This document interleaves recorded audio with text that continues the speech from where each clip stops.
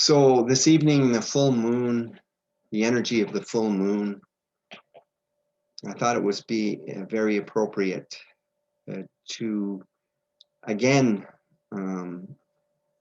read from the Bhagavad Gita, or the Yoga of the Bhagavad Gita by Yogananda. And at the risk of it being too complicated, I'll go slowly. But this particular excerpt from the Bhagavad Gita, which is known as the Celestial Song, involves the nature of the soul.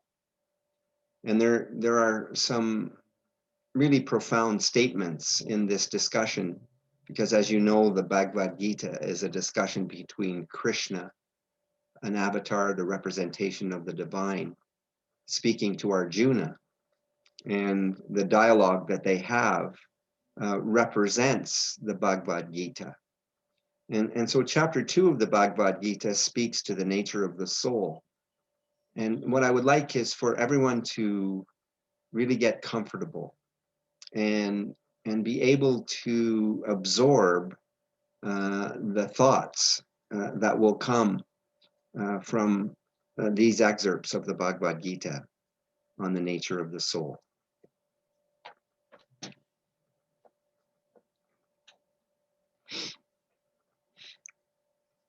The truly wise mourn neither for those who are living, nor for those who have passed away. It is not that I have never before been incarnated, nor thou, nor these other royal ones, and never in all futurity shall any one of us not exist. These are the words of Krishna. Oops.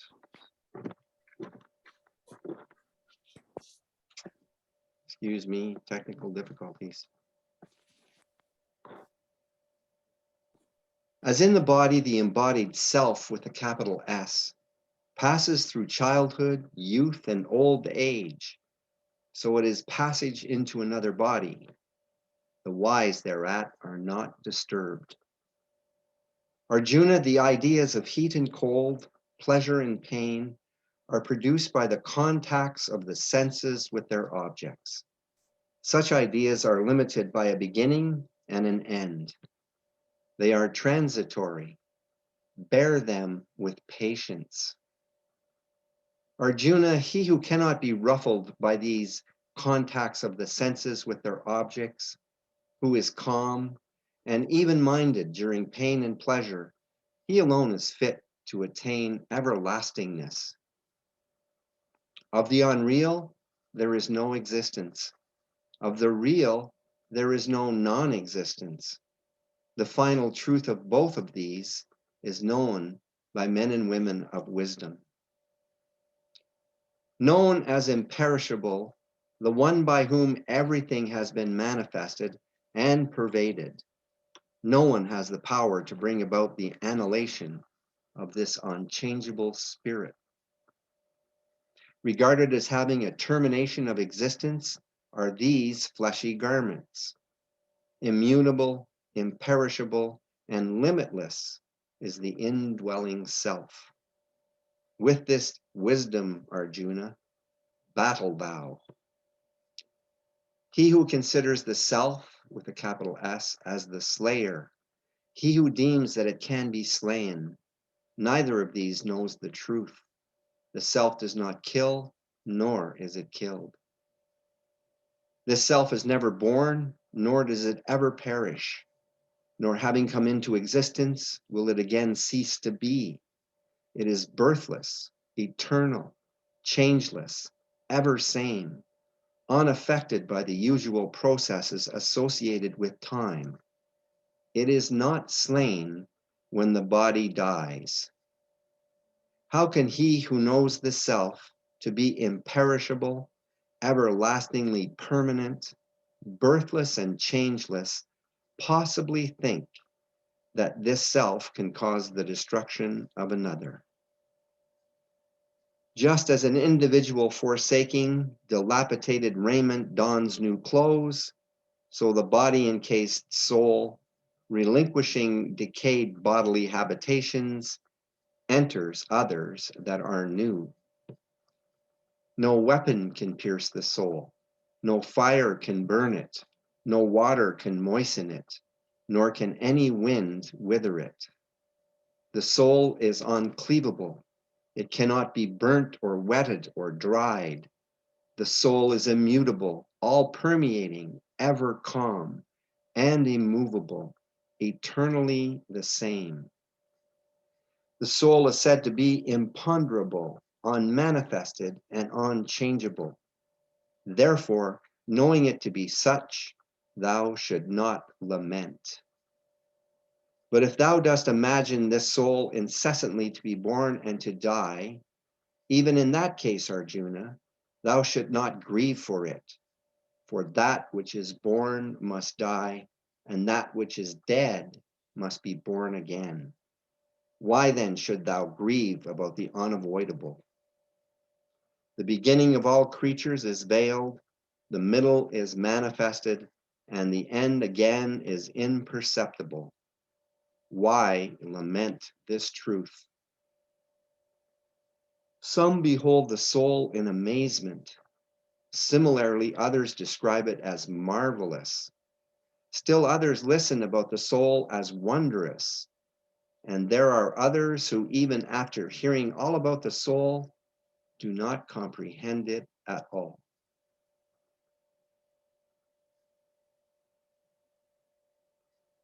The qualities of the self-realized. Arjuna said, Krishna, what are the characteristics of the sage who possesses ever calm wisdom and who is steeped in ecstasy? How does this person of steady wisdom speak, sit, and walk? Krishna replied, Arjuna, when a man completely relinquishes all desires of the mind and is entirely contented in the self, by the self, he is then considered to be one settled in wisdom. He whose consciousness is not shaken by anxiety under afflictions, nor by attachment to happiness under favorable circumstances. He who is free from worldly loves, fears, and angers, he is called an initiate of steady discrimination. He who is everywhere non-attached, neither joyously excited by encountering good, nor disturbed by evil, has an established wisdom. When the yogi, like a tortoise withdrawing its limbs, can fully retire his senses from the objects of perception, his wisdom manifests steadiness. The man who physically fasts from sense objects finds that the sense objects fall away for a little while, leaving behind only the longing for them. But he who beholds the Supreme is freed from any longings. Arjuna, the eager, excitable senses do forcibly seize the consciousness even of one who has a high degree of enlightenment and is striving for liberation. He who unites his spirit to me, having subjugated all his senses, remains concentrated on me as the supremely desirable. The intuitive wisdom of that yogi becomes steadfast, whose senses are under his sway. Brooding on sense objects causes attachment to them. Attachment breeds craving. Craving breeds anger. Anger breeds delusion. Delusion breeds loss of memory of the self. Loss of right memory causes decay of the discriminating faculty. From decay of discrimination, annihilation of spiritual life follows. The man of self-control, roaming among material objects with subjugated senses and devoid of attraction and repulsion, attains an unshakable inner calmness. In soul bliss, all grief is annihilated. Indeed, the discrimination of the blissful man soon becomes firmly established in the self. To the disunited, one not established in the self, does not belong wisdom, nor has he meditation.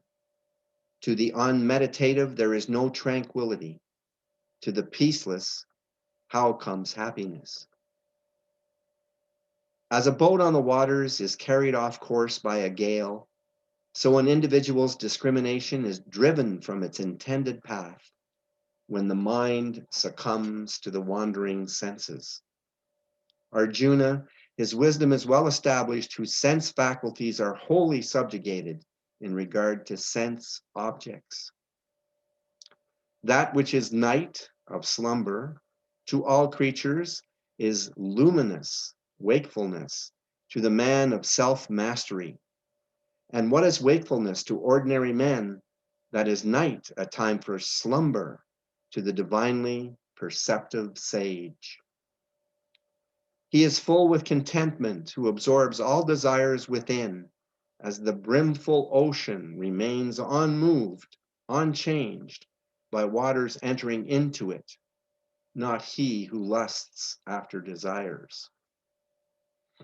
That person realizes peace, who relinquishing all desires, exists without craving, and is unidentified with the mortal ego and its sense of mineness. Arjuna, this is the established in Brahman state. Anyone entering this state is never again deluded.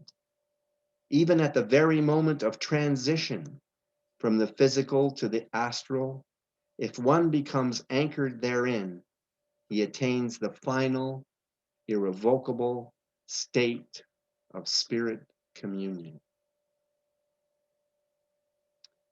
In the Upanishad of the Holy Bhagavad Gita, this discourse of Lord Krishna to Arjuna, which is the scripture of yoga and the science of God realization, this is the second chapter of the Bhagavad Gita.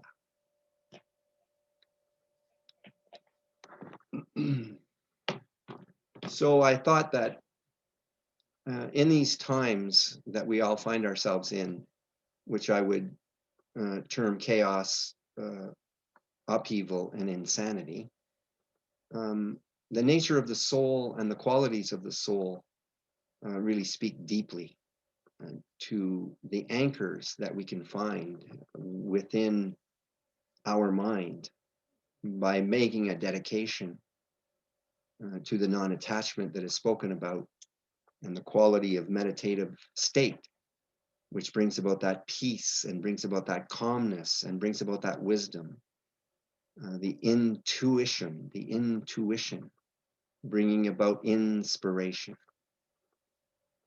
So for today's meditation, I very much would like you to concentrate deeply on the message that that Krishna was giving to Arjuna, to give him courage in the face of the battle, in the face of the chaos that was lying before him. Very much like the battle that we're in presently.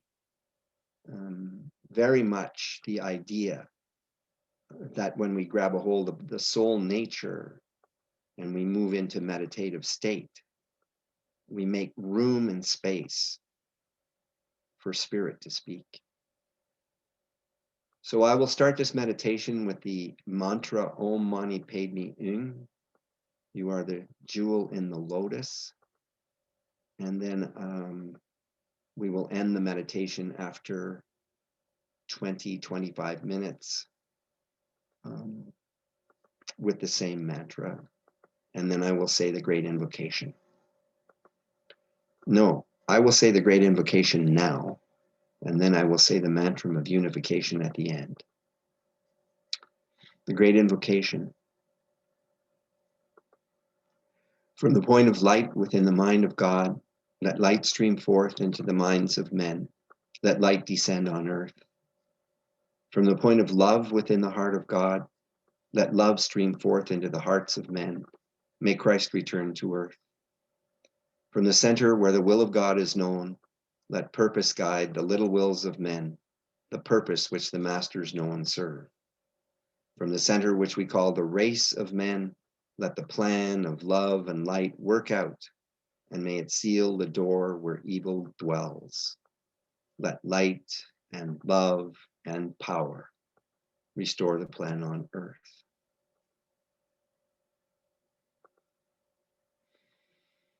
Om Mani Padme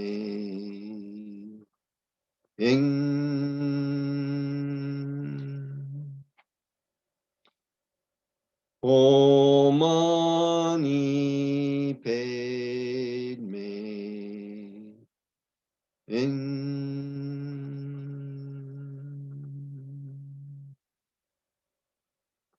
Om Mani Padme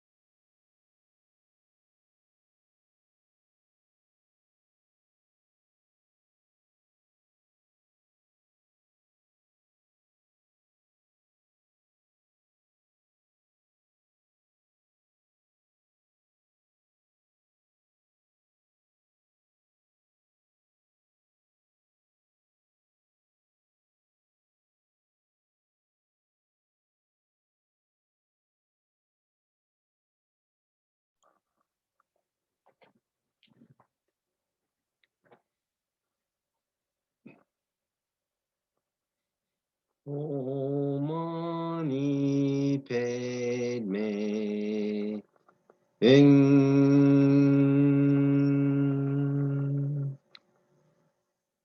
Om Mani Padme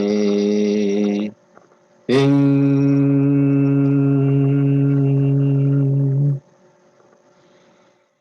Om Mani Padme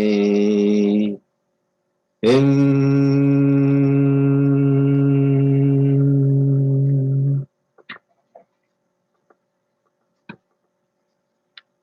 The mantra of unification. The sons and daughters of men and women are one, and I am one with them. I seek to love, not hate. I seek to serve and not exact due service. I seek to heal, not hurt. Let pain bring due reward of light and love.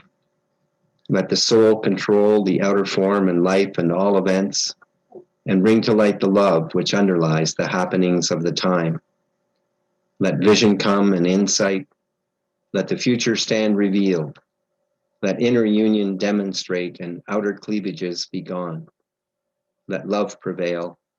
Let all humanity love.